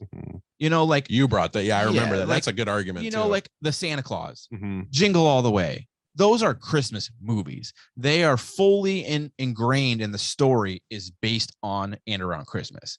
Home Alone, I consider a Christmas time movie. It takes place around Christmas, but the story isn't based on Christmas specifically. You know what I'm saying? Like the Santa Claus is fully about Santa Claus and delivering the presents and the workshop. It's a character from that holiday. Yes. Yeah. Jingle All the Way is solely based on getting a present for Christmas. And by the way, whereas Halloween, the movie is great. Yeah. I watched it the other day. Yeah. Such bad acting. Oh, it's awful. It's terrible. It's like Sinbad and Arnold. I mean, it's terrible. I mean, it is terrible. Bad. But I wonder where you draw that line though. Like, where's the movie that you go? I don't know which way it goes. Like, does it go this way or that way? I think it just really depends on how much of the story is based on the actual involvement in the holiday, and it doesn't just take place during the holiday. Where like Home Alone takes place during the holiday. Yeah. You know, but it's not about Christmas or anything. Right. You know, I would say almost Home Alone 2 is more of a Christmas movie than 1 because number 2, they save the toy store and he gives the Christmas gifts to the lady. Rockefeller Center. You know, like that one I feel is more Christmas movie than the first one. That's You know, I might agree with you on that. Yeah. So, but I don't know. Because I think that's why a lot of these movies, you don't think of them as a Christmas movie because it just takes place and there might be a hint of Christmas, but that's it. Would that disqualify them in your opinion? I just think I don't think it's a Christmas movie. I think there's like 2 categories of it, you know? So in your thesis, then Home Alone could not be my favorite Christmas movie. It can because you want it to be, but I don't personally say it's a Christmas movie. I just think it takes place at Christmas. Here's a question. I just thought I could look it up, but I'll ask. Batteries Not Included. Is that based in Christmas? Never seen it. No. I remember that movie. I know what it is. I used to Never watch that seen as a it. kid Yeah, I remember a that movie. ton, but I don't know if it's Christmas based or if it's like, Does that make sense though? It what I'm does. saying? Actually, I think that would be a greater poll than what you asked of mine. You should put that on the page. Yeah. You know, like you got to think like Grinch Stole Christmas, absolutely Christmas movie. Yeah. Ernest Saves Christmas, even just something. Yeah, like that. I mean, because the whole movie is based around I watched Christmas, that a lot too. You know, yeah, Ernest Saves Christmas. I almost put it on my list, but like I feel like I'm the only person who loved Ernest. I loved movies. it. Ernest Goes to Jail was so good. So good. Yeah, so I'll put something up. We'll have to talk about it and more. Another one that I find myself watching almost every year a couple times is Office Christmas Party. I mean, it's a newer film. That one came out a couple years ago. Yeah, that it was is good. so good. Jennifer Aniston, yeah. Yeah. And it's, man, it can get raunchy too, man. It really does. It strips down the rules just because it's a Christmas. It has no problem getting as low and juvenile as it possibly can. I'm looking up. It means something else. Anything with Jennifer Aniston and raunchy, I'm all for. Oh yeah, she was great in Horrible Bosses. Yes, dude. That was the best she looked. And what was the RV one or the one? Millers. Yeah, I liked her in that too. Or the Millers. Yeah. She has her little strip dance in the warehouse or whatever. I'm sorry, that's the best. Yeah, bro. I'm sorry.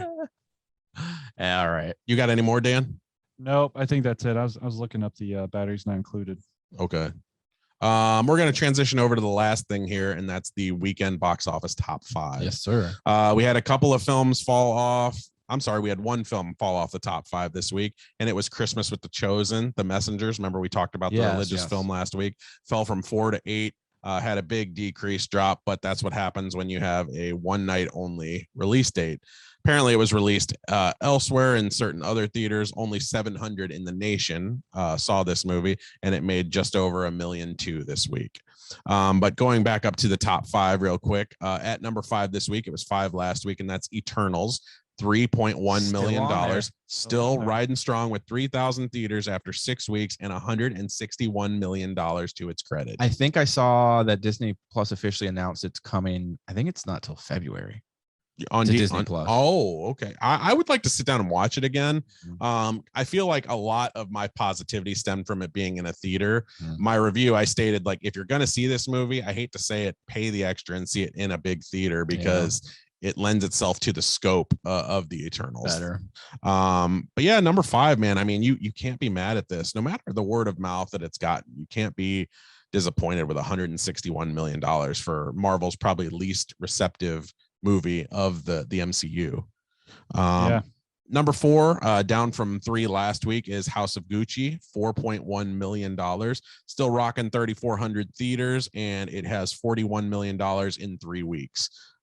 Interesting little take. I mean, Ridley Scott movies, sometimes they're big and blockbuster, but sometimes they're very intimate. I look at House of Gucci as one of those more intimate stories, and for $41 million is pretty solid. Yeah, I'm surprised by it. Like, that's a movie that honestly is probably will come and go, and I'll never see it and never think about it. Yeah. Like, I don't have any interest in seeing it whatsoever, and it's doing really well. I thought you did want to see that movie initially because of Jared Leto. I really like Jared Leto, and that'd probably be the only reon I watched it, but I don't have any interest in seeing it really.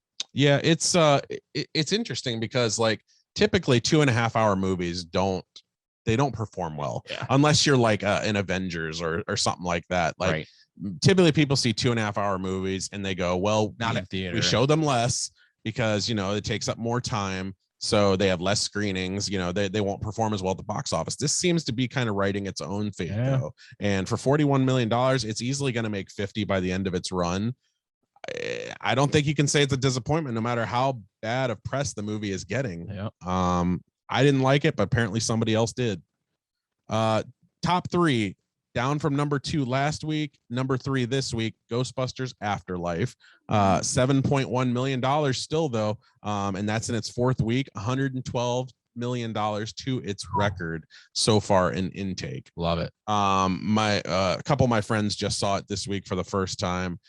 They were both writing me pretty much simultaneously as they were watching it, and they said, man, this movie is so good, man. And I'm so happy that it was as good as it was. And even one guy said that he goes, it's not the best Ghostbusters movie, but I'm telling you what, like, it's within a stone's throw of that first movie. Absolutely. I said, wow, man, this movie, it's earning different reception from everybody. Like, most people like it. I don't think I've met anybody who hasn't enjoyed this movie yet, but it's how deep is your level of liking it? Yeah. I think you guys liked it more than I did, even though I liked it.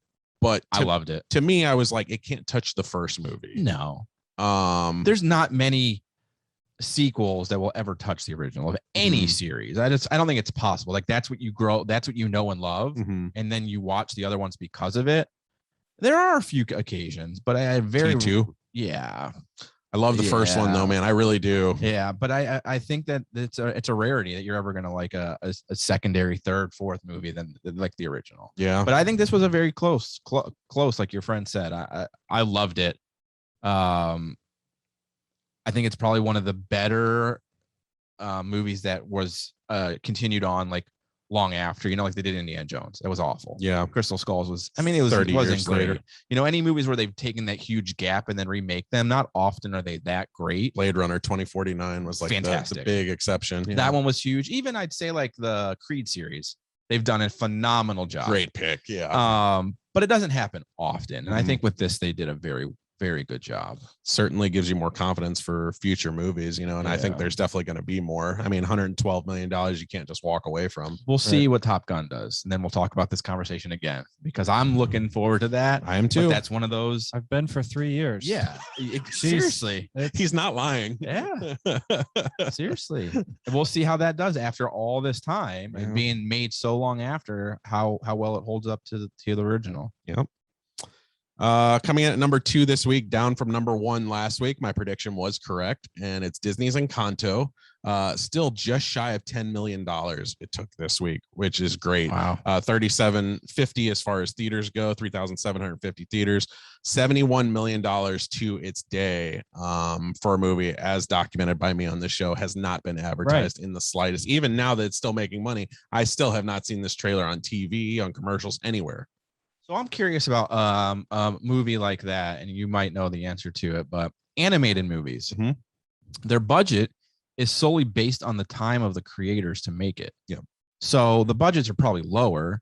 Do those people make when these movies make all this money, there wasn't any actor. I mean, use your voice actors and stuff, but there's not like you have to pay production, and there's not casting, there's not all that same stuff.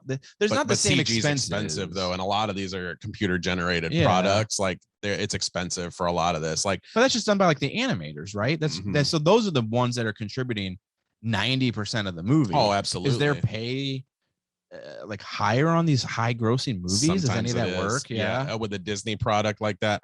I mean, I could look up the budget real quick, but I was just curious with about a Disney that. product, it's always going to be more. Pixar, always more.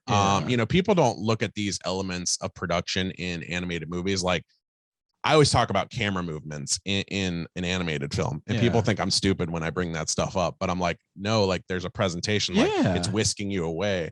So like, to me, I talk about that because it is an aspect of the film. It's still the same thing. It's just digitally created, but it's still, you're still having camera angles and stuff just like you would a regular movie. But to answer your question, you have to pay for that stuff. Like any swift movement you have, it's more that goes into that presentational budget. Right. No, that's what I'm getting at though. Like, so with a normal movie, a big box office, money goes to the actors, correct? Yeah. So if there's no actors, you have your voice actors, obviously they're going to get money. Where does that large sum of money go? Is it going to the animators? The animation is the big part of it. Yeah, absolutely. But in that instance though, like I said, there's some animated movies that you have to pay for more because the animation is just that goddamn amazing. Yeah, absolutely. With an ensemble though, like obviously more voice actors unfortunately are getting their jobs taken from them in favor of like actors like fucking Chris Pratt, who are voicing. But what I mean though is like big name actors. You don't have your typical Phil Lamars of the day who voice so many animated characters. It's ridiculous. You want to go out and get a big name celebrity so you can market the poster. Chris Pratt stars in Encanto or something like that. So you're still going to pay a lot of money to an ensemble because most animated movies have an ensemble instead of just one character behind it. Yeah. But you're also, a majority is going to go to that presentation. Yeah. So that means that number 1 this week, kicking it off in its first week, was West Side Story, $10.5 million. Steven Spielberg gets back on top in his first week and kicked ass at 3,700 theaters. This is another 2.5-hour movie, and it's a musical. Jeez. So that's even more against the standard formula. This movie defied all the odds, and I think it was a lot of the West Side Story patrons that went to see it, obviously fans of the original movie. I think it fell just shy of that original film, but I feel like there's a lot to enjoy here, and I feel like fans won't be disappointed by it. Did you have any interest in seeing that one, Dan? No, I don't like musicals. Yeah. You're the same way, right? Typically, yeah. I think the only musical I can really think of is what's the one? Ringling Brothers one. Oh, What's The it Greatest called? Showman. Greatest Showman. I love that. That's one of those movies where I'll Sure, watch I've- like every day over and over and over again. That's strange to me. Like that's the one people always cite. Like they go, man, I love that movie, and I'm like, man, that's Yeah. interesting to me. Did Like, you watch that, Dan? Nope. Never watched it? No. It's good. I It is good. can't- Chris, you didn't love it, right? Yeah, Chris I didn't can't love get it. into musicals. I just can't do it. But that it's a musical, but there's a good story to it, which where you could probably justify that with West Side Story. I'm sure there's a good story to it. I just don't love musicals. I Yeah. really don't. I don't know. I love La La Land. Ryan doesn't. So there you go. I less than love it. Mm-hmm. But I don't love musicals. Like there's a lot more times than not, they're very hokey and unbelievable for me. Mm-hmm. If you can make it ingrained in naturality, which I thought La La Land did a good job of. Yeah. Same with West Side Story. There's scenes where I'm like, I can see these legitimately bad guys like literally singing and dancing like this. I can see this being an aspect of this scene or of this real life hangout between them. If you ingrain it in, natural essence like that, I can get behind it more than not. Yeah. I think with The Greatest Showman, I'm tied more. It was the story first. I love the circus, and obviously it's far-fetched story, but It's definitely not true. but I love just the tie to that, and I don't know. I think they did a good job with that. Yeah. But yeah, I think West Side Story, much like House of Gucci, I probably will never see. But that's all for the Hollywood. That's it. Hollywood Report. Let's get social. Let's. All right. What do you got? I guess It is July 20th, 1969, and man is about to land on the moon. Freedom itself was attacked this morning by a faceless coward, and freedom will be defended. I did not have sexual relations with that woman. That's the way the news How many goes. times is he going to deny that on this show? Every time. 104 or 5 times, give or take. I watched that movie, Worth. Did you like it? Oh I thought it was good. So good, right? Did you I thought it cry? was- I did not cry. You fucker! You guys suck. You didn't love it then. Well, everybody cries at Hallmark commercials like you do. Gee, I did not cry, that was a but good movie. wow, like Powerful, so much that like how do you do it? and that's real life. Yeah. I know. How do you put a He formula? had- Why is Ryan more valuable than me, or why and vice versa? Yeah. I went home last week, like Tuesday last week, and watched it. So good, man. Let's get social. I don't have much. Honestly, I don't really want to do it. I'd rather eat tacos, but Let's rush through it. couple things quick. Huge. The biggest story I'd say came out this week was the huge tornado that hit, and man, Kentucky, it was in Kentucky. Bowling Green. I thought it went through 6 states. It was huge. I mean, it was devastating. There's been several deaths, flattened freaking the state. But one of the stories that I read, I mean, the tornado in itself is awful. Obviously, these people lost everything. It's right before the holidays. Recovery efforts for something like that is astronomical. I can't even imagine. That's something where if I was ever rich, like if Jesse actually won that 244 million and he gave me like $1 million of it and I could retire, something that I always wanted to do if I was independently wealthy was to do like rescue efforts or like Habitat for Humanity. Like when there's disasters, go in and help clean up, help rebuild homes. I think that would be such an awesome and rewarding thing to be able to do. But one of the stories that I read that's coming out of this, which is awful, and I'm sure it'll be investigated more. It's still pretty new, but one of the facilities that was within the direct line of sight of this tornado, it was a factory, and workers there were pleading to leave, to go home and to take shelter within their homes. And they were essentially told that if they left their shift, they would be fired. And this factory got completely obliterated, like flattened to the ground. So now it's I guess it's going to turn into some sort of lawsuit now with this company and trying to figure out what they're going to do. But it was called. Did the employees survive? Were they in a? At least 8 people have died from that factory. Yeah, it was a candle company, Mayfield Consumer Products, which is a candle factory. I ain't burning candles anymore. Their family's about to get paid. And 8 people died. They had asked to leave, and they were basically told by their superiors, if you leave your post, you'll be terminated. So sadly, I'm assuming some of these people stayed. I mean, you don't expect that you're going to get hit with a tornado. You don't That superior was probably thinking, we got work to do. We got the holidays. we got to pump out this work. Not thinking that, we're going to get leveled by this tornado or their houses are. But I mean, basically thinking in the moment, it was ahead of time though. So basically what the story says is that, as they heard warnings and alerts hours before they had asked, like they knew it was coming. It wasn't like 15 minutes before the tornado hit. Like they knew that this was ensuing. You're more worried about making your candles than letting your families and workers go home to be safe. Well, maybe they felt, I'm playing devil's advocate here, but maybe they felt that the employees would have been safer at the well, that's like, fine, but I let them leave. Fire them? I let them leave to drive into trouble. Like they're safer. Unfortunately, that didn't turn out to be that way, but they're safer in the four walls of the factory than they are driving their car down a highway into a tornado. I'm just that guy where like, if a job tells me like you have to stay here, like, and I know there's a tornado coming, like I'm like, dude, fuck you. Right. Well, yeah. I mean, I would fire me if you want. Yeah. But I guess my thing with that is if they think they're safe to be there, to threaten to fire them is a bad look. Yeah. I mean, you're going to lose your job if you leave. Definitely. I don't think any job has the right to hold you hostage. Obviously, you're not getting paid. Sure, if you leave, okay, your shift's over or whatever. Yeah. Once you're off the job, they're no longer responsible. So that's a bad look. And I mean, now they're fucked. I mean, did it to yourself. No, I mean, rightfully so. Yeah. That's on them. I think that's a. I don't know. Like you both, I think you both voiced you would leave or. I would. I'm not saying. Yeah. I'm not saying that. Like I probably, as an employee there, I wouldn't have asked to leave. Yeah. Because I would have felt safer. Yeah.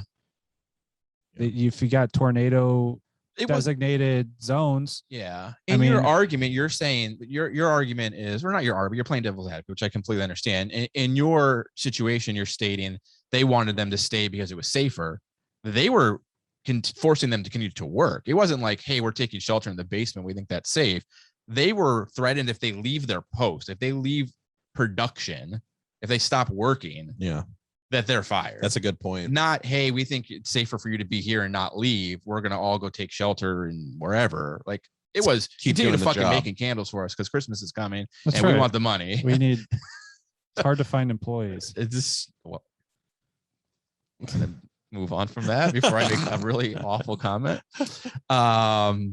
So yeah, but that is devastating news. I can't even imagine these people that voluntarily like choose to live in these areas that are known to be prone for these. I mean, there's the tornado alley, I think is what they call it or whatever, where it's like, you're going to get hit with a tornado every year. Yeah. There's the likeliness is really, really huge. It's got to be just devastating. I don't think that Bowling Green area is that. I think it's uncommon prone. I mean, yeah. I visited the Corvette factory and museum down there and that got hit. Like I would never have thought that. Wow. Hell, a couple of weeks ago when we were having the tornado, it was maybe a month or so. Oh yeah. Ago, first time in 11 years living where I live, I heard the sirens. That's wild. Yeah, those sirens, man, they're enough to wake you up when you're younger. When you're it was a kid, slight, those things but terrify it freaked you. me out. Like it was the first time I ever heard them, and so I don't ever think that where I live now is going to get hit by a tornado. We had that 2 summers ago that I literally drove through, and when we lost power for 3 days here. I posted that video on TikTok. It blew up. Did you ever see that video? Oh, I don't think I'll have to send you that. I literally was driving down Canton Road and I drove through it. It was insane. No, I didn't see that one. Yeah, we lost. It sucked. It was right when we moved in here. So it was 2019. And I remember I was finishing that basement in candlelight because I was so bored and we had no lights. I was painting and everything in there just with candles. It was wild. And then a tornado passed through the golf course I play on Sunday. Oh, really? Mayfair. Yeah. Oh, geez. Knocked out leveled trees. Like there was a path of trees that got knocked down. Jeez. Yeah, tornadoes are no fun. So, but yeah, I don't know. That's bad luck for that company. That's going to be some awful press for them. And hopefully they find the ability to do restitution and stuff for these families. We'll see what happens as more comes out from that. Another awful story because it's Let's Get Social and that's what we do. This is the one I found interesting because we talked about this on this show before, and it was the woman whose husband was fighting COVID, and she wanted him to be cured with invitamescidin or whatever fucking it is, invermaden. I don't know how you pronounce it. Anyways, it's like horse tranquilizer or something, right? Yeah. And the hospital told her no, so she actually filed a lawsuit against them to force them to treat him with it, and they did. And within a couple of days of his first dose of it, he died. You dumb bastard. I'm like, are you like?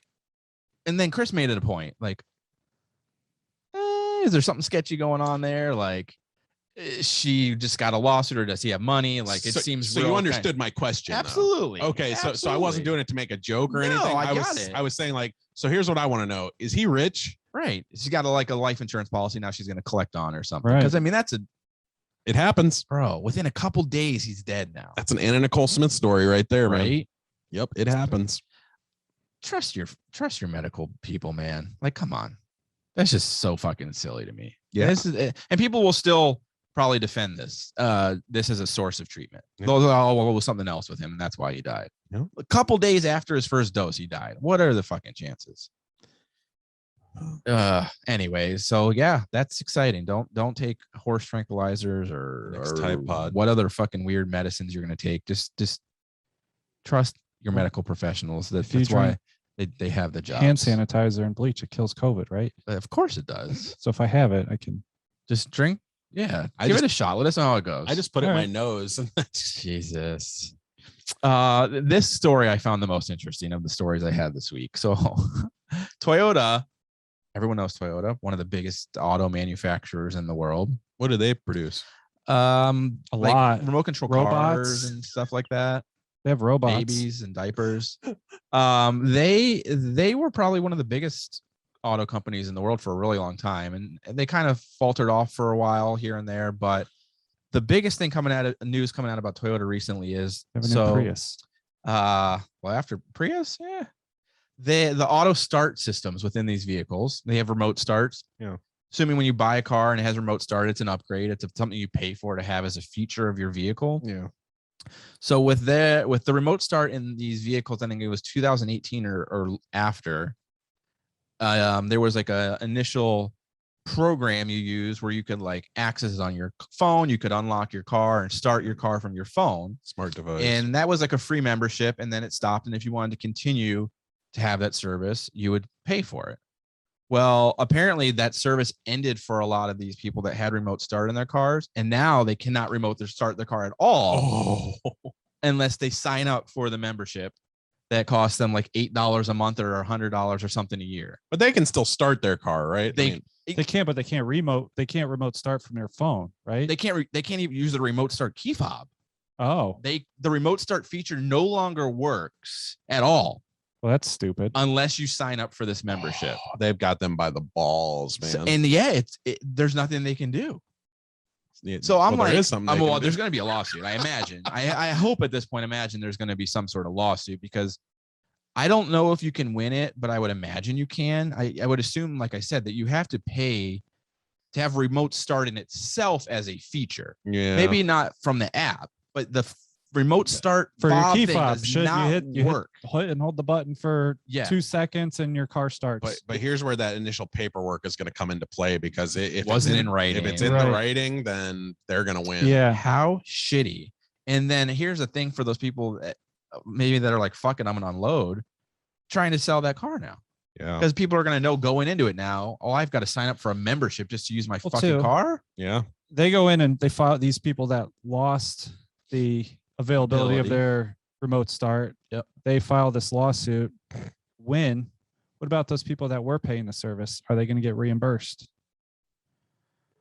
Bro, I don't know, man. I would say no, probably. But that's not fair to them. It's if the other people got the service or I don't know how would they value that. That's why I don't think it's going to happen. I don't think they can. There's got to be something in the paperwork that says, you see how they're doing new car paperwork now at most places? It's not paperwork. They give you a micro or a mini USB hard drive, flash drive with all the paperwork on with it. all the paperwork on it. Oh, So you don't have to sign anything anymore.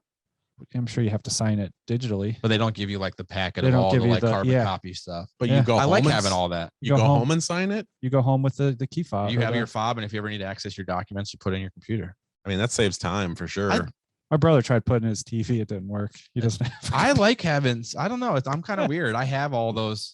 I keep all of my like documents and stuff in my Yeah. little thing, and I can hold on Yeah. to them. I think it's just nice to have. Mm. Weird. I thought that was interesting, but yeah, definitely. Lawsuit's probably going to happen, but I Yeah. don't know if that's going to go anywhere. It's just like, what would you do? I mean, it's just a bad look for them. I'd be At the end of the pissed. day, it's just a bad look. Like they're going to lose business if they don't rectify it some way. Offer these people the membership for free. I was looking at getting a Toyota. Now I'm not. This is ridiculous. I just wonder if it's, but like in that paperwork, if it says like, look, if payment isn't reached, like we have the right to terminate at any point, and that could fall into that wordage. you Yeah, know? it seems like what they were saying is that the service of using the fob in itself has nothing to do with the app, and Yeah. that's what's not working. So like if you didn't want to pay the subscription, sure, you lose functionality of Yeah. using your phone to remote start. It's like or OnStar. unlock it or anything like You can that. pay for OnStar Right. and get the services benefits of that, but if you don't pay it, you don't reap the benefit. But it doesn't. It's essentially like bother saying your your usage of the key car. to your car no longer works unless you pay a monthly fee now. Yeah, That's basically what is happening. You got so fucked. Yeah, man. dude, that's awful. Fucking Toyota, man. I used to love Toyota. Never had one. They really dropped the ball over I mean, when the Supra was a huge flop, they really dropped the ball with that. That was going to be like their saving grace. I think like revamp the brand. Scion fell off. They stopped doing Scion because it flopped, and they haven't released anything new and exciting for a really long time. It's just the same stuff over and over. I like again. the Supra. I don't mind it, but I don't think it took off like they were expecting. I really thought that they thought that was going to be like their relaunch. I think the and- economy had a bad effect on timing. that too. Yeah. Bad timing. I just remember like the Camry was like for 10 years the easiest car to break into. Yeah, of dude. every car, and like that's what they were known for. It's so funny when you look at like, because Toyota for a while was like considered like luxury, Yeah, and like Lexus is the luxury version of Toyota. yeah. And it's really funny if you look at like an early 90s Toyota or Lexus, because really they're the same car, they're just rebadged. And we used to think like that was the luxury. And you look at it, I'm like, this is fucking awful. The Like dump. people were like, thought you were the highest roller if you drove one of these. And like, these are so awful looking. Like, what the fuck were we thinking? Yeah. Living in the times. I'm not a big Lexus fan either. I'm not impressed by those. Yeah. Like, you're right. It's just a rebrand. Yeah. But yeah, that's really it. There hasn't been anything too super exciting with Let's Get Social. Other than the Giselle Maxwell case, not much new with that. It's been really kept under wraps. There's not a lot being leaked or talked about. Not a lot of coverage. It's like I felt like the Rittenhouse case. People were talking about it like every day. The Maxwell, like I see like a person here or there on my Facebook that might share it, but it's mostly the people that are like, well, you know the people I'm talking about. You know why though, all conspiracy aside, why it's not really being brought up much is because the big names that you're expecting in this, there's nothing that they're coming to light with right now. It's all, well, Prince Andrew flew with him here and flew that there. That's just an assumption though. That's not Prince Andrew slept with a girl or did this. Their biggest, or let alone knew what was going on. The biggest thing is they're trying to name drop that they had relation with him, but that doesn't implicate them on the charges that they're trying to hold him against. Just knowing him doesn't make you guilty. It's just a knowing. Yeah. That's all it is. Guilty by association is what they're trying to do. Yep. And it's just sadly, these people's names are being brought up in this high profile case and there's nothing there. Yep. I mean, if you're going to use, we'll say Clinton, for instance, if you're going to use Clinton's name, then fucking bury him. Like do whatever you got to do. Tell us why he should be, brought up in this case, but don't just say, well, he flew with someone here, or he met a guy who knew a guy and did this. Right. I'm like, I don't care. Yeah. I want to know what he did. There's nothing there. And I honestly, I don't know if we ever will really know. Yeah. I think it's going to get kind of brushed under the rug. And that's why this case is getting brought under the rug. It's not a conspiracy. It's not that the media doesn't want to report it. It's they have nothing to report. They don't have, there's nothing to report because, well, that's where the conspiracy comes into play. They have nothing to report because it's being covered up because of the names because there's nothing there. I'm sure. It's one or the other, but I think we thought it was going to be way more than it was. Yeah. There's no lack of guilt in him, but the big thing with this case that everybody's interest was like, oh my God, we're going to find out about all these celebrities and Trump, people that were involved, and it's just not happening. Yeah. that was a lot of the Hype. attendance, like the people wanting to see the views and stuff to get those names. Yeah, people So it's just not wanted to coming out. know that these big because then they would just have something to talk about. That's all it was. Not that they fucking care. And they just be like, oh my god, he was involved in that. Well, because nobody cares about Jalene Maxwell. Like No. they don't care if she fries tomorrow. Like, No. but they want to know like People who just want she's the bringing gossip down with her. Yeah, it's just the gossip. that's all it is. Fucking bunch of just like high school girls, man. That's all it is. Afraid People you're are- right. People are wild. So that's it for the Soch. Next week is Christmas. Is next week Christmas? But yeah, it would be Fuck. the show. Next week is Next Christmas. Saturday, right? Yep. So y'all are gonna get your minds fucking blown next week, and I'm not talking about that fucking bubble gum. Fuck. We got our gift exchange next week. Jesse doesn't get to participate because he said fuck all of us and didn't get us anything. That's my gift to you guys. Dan gave us our gift early. Take it back. And No. we're gonna give it back to him next week. You guys want to do? In the form of us dying. So hopefully we'll have the trouble bubble maybe for you next week if Jesse can make it. We'll have that episode next week. So make sure you tune in for that. Birthday's in 2 days. Dan's birthday's in 2 days. Happy freaking birthday, hoopty. Thank you. So make sure that you know what, do us a solid and like, share, and subscribe for Dan's birthday. We would love it. And wish him a happy birthday on the podcast page or on his page or It's Thursday somewhere. So thanks for tuning in.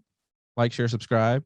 Check out our channels if you can. We really appreciate it. Chris, the Film Freak Kessinger, Dan, the Shoe Guy, Sandmann, and I'm your host, Ryan Weiss. And you can listen to this all again. Thanks for tuning in, y'all. That is Made to Motivate Podcast. Make sure you tune into the show every week. Like, share, subscribe, hit the bell on YouTube so you know when the new videos launch. And check out our pages individually if you can. We appreciate the support. At JesseYoungSI on Twitter. Chris, the Film Freak Kessinger. Check out the Film Freak Review page on Facebook. And I am Ryan Weiss. You can check out rockeverywhereinc.etsy.com to follow my art and apparel page. We appreciate the support. And, of course, at Made to Motivate Podcast on all social media sites. Thanks again, and we'll check you next week.